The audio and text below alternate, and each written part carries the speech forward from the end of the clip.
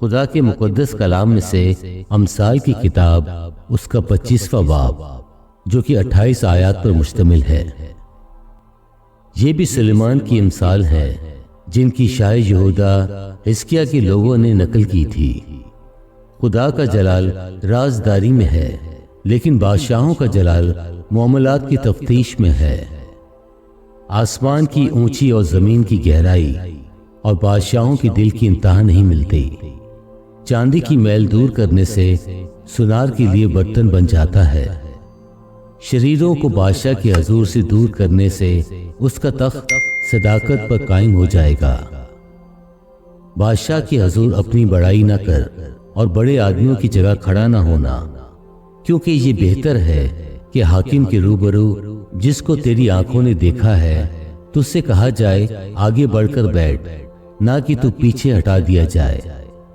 جھگڑا کرنے میں جلدی نہ کر، آخر کار جب تیرا ہمسایہ تجھ کو ذلیل کرے تب تو کیا کرے گا؟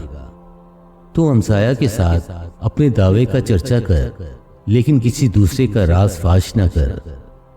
مبادا جو کوئی اسے سنے تجھے رسوا کرے اور تیری بدنامی ہوتی رہے۔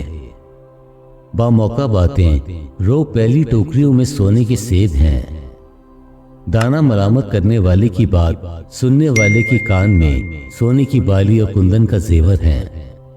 وفادار الچی اپنے بھیجنے والے کے لیے ایسا ہے جیسے فصل کاٹنے کے ایام میں برف کی ٹھنڈک، کیونکہ وہ اپنے مالکوں کی جان کو تازہ دم کرتا ہے۔ جو کسی جھوٹی لیاقت پر فخر کرتا ہے وہ بے بارش بادل اور ہوا کی مانند ہے۔ تحمل کرنے سے حاکم راضی ہو جاتا ہے اور نرم زبان ہڈی کو بھی توڑ ڈالتی ہے۔ کیا تو نے شہد پایا؟ تو اتنا کھا جتنا تیرے لیے کافی ہے، مبادا تو زیادہ کھا جائے اور اگل ڈالے۔ اپنے ہمسایہ کے گھر بار بار جانے سے اپنے پاؤں کو روک، مبادا وہ دکھ ہو کر تجھ سے نفرت کرے۔ جو اپنے ہمسایہ کے خلاف جھوٹی گواہی دیتا ہے وہ گرز اور تلوار اور تیز تیر ہے۔